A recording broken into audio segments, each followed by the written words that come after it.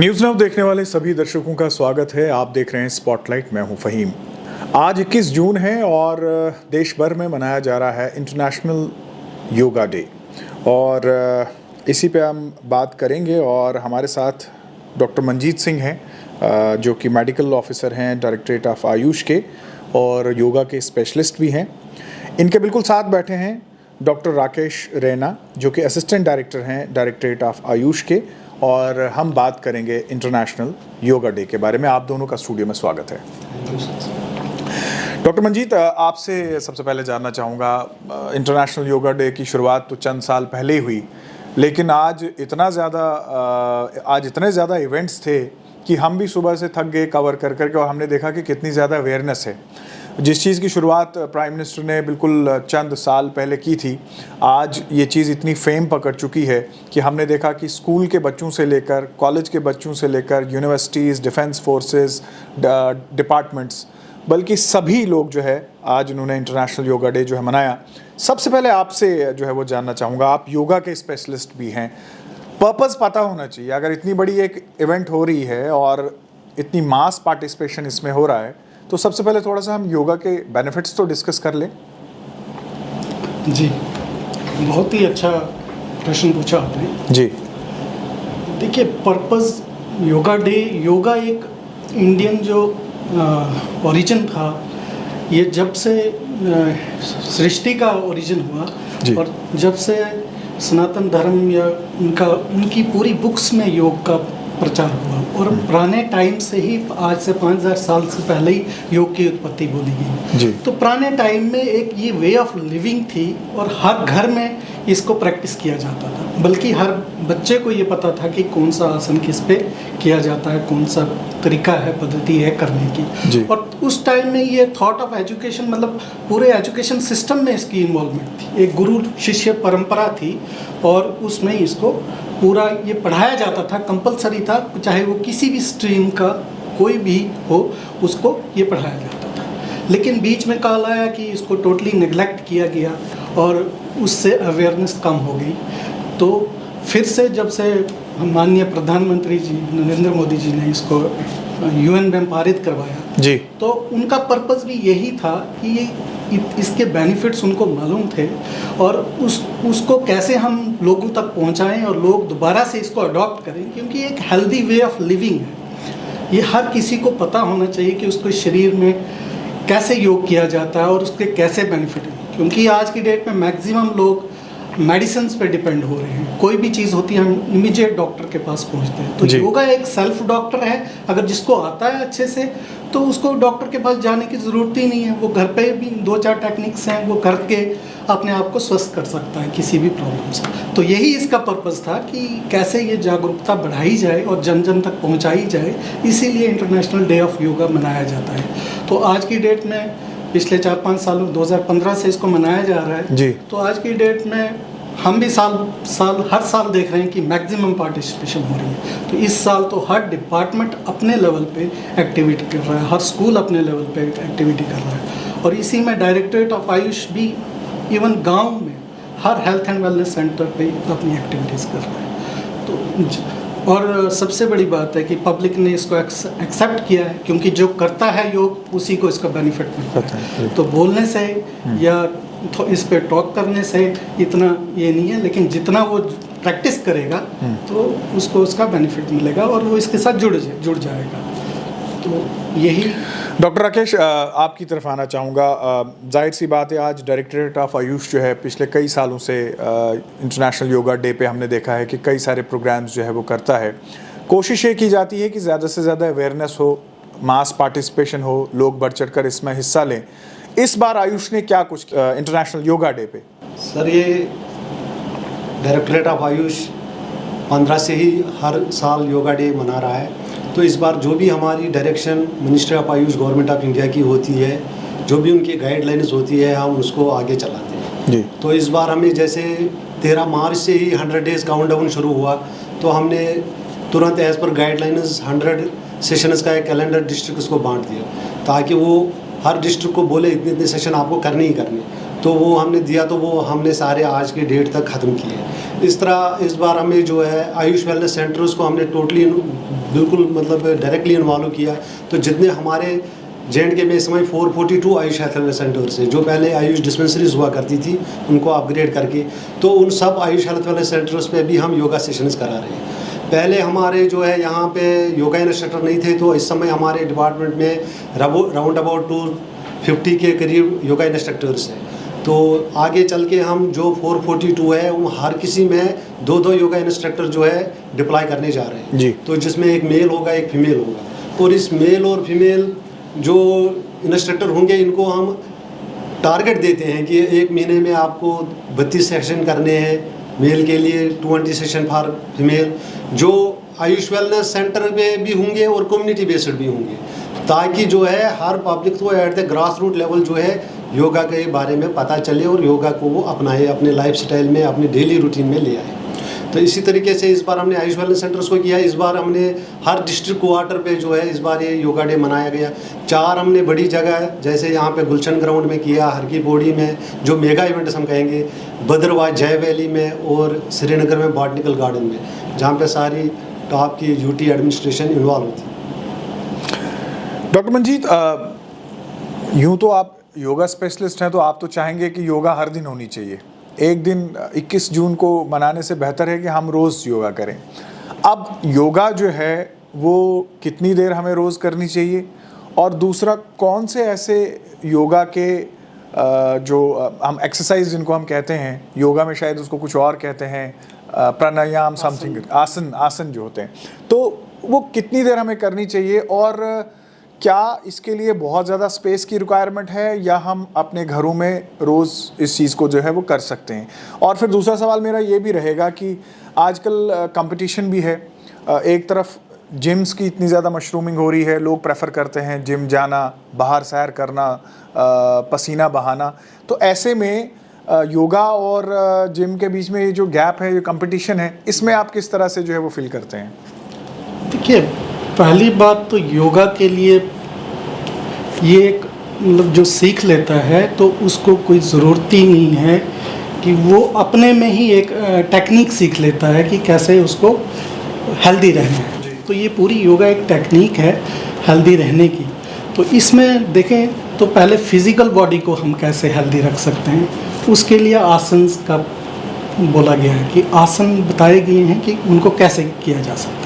उसमें standing series के आसन हैं, सिटिंग सीरीज़ के आसन हैं, सुपाइन है। तो ऐसे ही तो आसनों के बाद प्राणायाम का करने को बोला गया, क्योंकि हम पहले बॉडी की शुद्धि करते हैं, बॉडी को प्यूरिफाई करते हैं। जब हम आसन करते हैं हमारी बॉडी एक रिजुवनेट हो जाती है, उसकी सर्कुलेशन बढ़ जाती है और वो एक्टिव हो जाती है। उसके बाद उसको एक शांत करने की प्रक्रिया बोली गई है, और प्राणायाम से उसको हम मतलब स्ट्रेस को रिलीव करते हैं। और आसनों से हमारा जो बॉडी का सिस्टम है, जो मसल्स हैं, ये एक्टिवेट हो जाते हैं, हमारी जो लचीलापन बढ़ जाता है। तो आसन करने का ये बेनिफिट है। उसके बाद जब हम प्राणायाम करते हैं तो ये हम फेफड़ों की जो शक्ति है उसको बढ़ाती है, मतलब हमारा जो रेस्पिरेटरी सिस्टम है उसको एक्टिव करती है और उसकी एक हिसाब की प्यूरिफिकेशन करती है। तो प्राणायाम में भी बहुत सारे प्राणायाम है, अलग अलग टेक्निक्स हैं।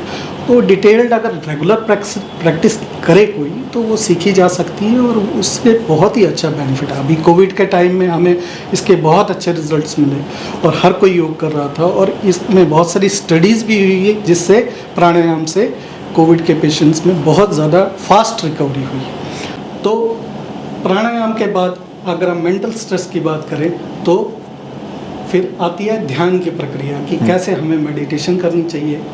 तो उसमें ध्यान हमारे मेंटल स्ट्रेस को रिलीव करता है और मेंटल जितने भी डिसऑर्डर्स हैं उनमें बहुत ही हेल्पफुल है। तो इसके लिए हमें कोई स्पेस ज़्यादा नहीं चाहिए। जैसे आपने स्पेस की बात की, तो स्पेस हमें सिंपल 6 फुट बाई 4 फुट का एक जगह चाहिए करने के लिए। तो 6 बाई 4 की जगह में कोई भी आदमी कहीं पे भी कर सकता है। हमें कोई खर्चा नहीं है, हमें कोई मेडिसिन नहीं खरीदनी है, कुछ नहीं करना है, सिर्फ एक टेक्निक सीखनी है। और सुबह करने कहाँ, इसका करने का बहुत ज़रूरी है कि कब ये करना चाहिए, वो मोस्ट इम्पॉर्टेंट है। तो सबसे पहले तो खाली पेट, एम्प्टी स्टमक इसको किया जाता है। तो मॉर्निंग आप शुरुआत जो बिगनर्स हैं वो 15 मिनट से शुरू करें, रेगुलर एक हैबिट बनाएं। देखिए, जी। जब तक योग की हैबिट नहीं होगी हम इसके रिजल्ट्स की बात कर ही नहीं सकते, क्योंकि ये ऐसा नहीं है कि कोई गोली खाई तो हमें इमीडिएट रिलीफ हो गया। जी। ये एक वे ऑफ लाइफ है, और कैसे हमने अपनी दिनचर्या में, डेली रूटीन में इसको अडॉप्ट करना है, तब इसके रिजल्ट्स बहुत अच्छे होंगे और जो बाकी बीमारियां हैं उनको हम अवॉइड कर सकते हैं। तो ये एक रेगुलर हमें अपनी प्रैक्टिस में इसको उतारना पड़ेगा। तो डेली 15 से आधे घंटे का टाइम, 15 मिनट से आधे घंटे का टाइम निकालना पड़ेगा, सुबह भी और शाम को भी। इतना अगर हम अपने लिए कर लें तो हम बहुत सारी बीमारियों से बच सकते हैं। तो डॉक्टर राकेश जी, मैंने वो जिम का सवाल भी आपसे पूछा था। एक्सरसाइज की बात की आपने। देखिए, एक्सरसाइज एक कल्चर बन गया है, जिम कल्चर जो बन गया है आज के यूथ्स में बहुत ज़्यादा ये चल रहा है। और एक्सरसाइज में हम फिज़िकल, देखिए यहाँ आती है कैसे हम अपने फिज़िकल, मेंटल वेलबींग, मतलब टोटल ओवरऑल जो बॉडी की हेल्थ है उसको हम ठीक करें। तो जो एक्सरसाइज है वो ओनली फिजिकल पार्ट ऑफ इसको कवर करती है जी। और उसमें भी योग में क्या है कि हम जब आसन करते हैं, थोड़ा सा बॉडी को थकाते हैं, उसके बाद उसको एक रिलीफ देना है, उसको शांत करना है। जो एक्टिवेट हुई है बॉडी हमारी उसको मतलब रिलीव करना है। तो उसको तरीका है पूरा, हर एक स्टैंडिंग सीरीज़ के जैसे आसन करते हैं उसके बाद उसमें शांत किया जाता है, फिर सिटिंग सीरीज़ में उसके बाद उसको शांत किया जाता है। और पूरा पैटर्न जो होता है वो विद ब्रीदिंग होता है, मतलब कब हमने सांस लेना है और कब छोड़ना है, इसकी पूरी टेक्निक होती है। जब हम इसको ब्रीदिंग के साथ करते हैं तो वो ब्रीदिंग जो है, जो ऑक्सीजन है वो सेलुलर लेवल तक जाती है और हमारे इवन सेल्स तक ऑक्सीजन पहुंच जाती है।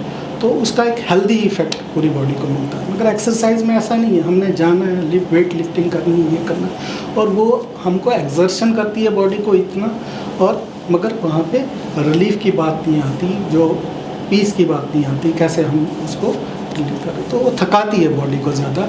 और इसमें जब हम इसका प्रक्रिया कि आसन करने उसके बाद प्राणायाम भी करने हैं, तो उसमें ऐसा नहीं है। प्राणायाम से हमारा जो फेफड़ों की शक्ति है ये बढ़ जाती है, रेस्पिरेटरी सिस्टम पे भी ये काम करता है। उसके बाद ध्यान की प्रक्रिया है, उसको शांत करना है।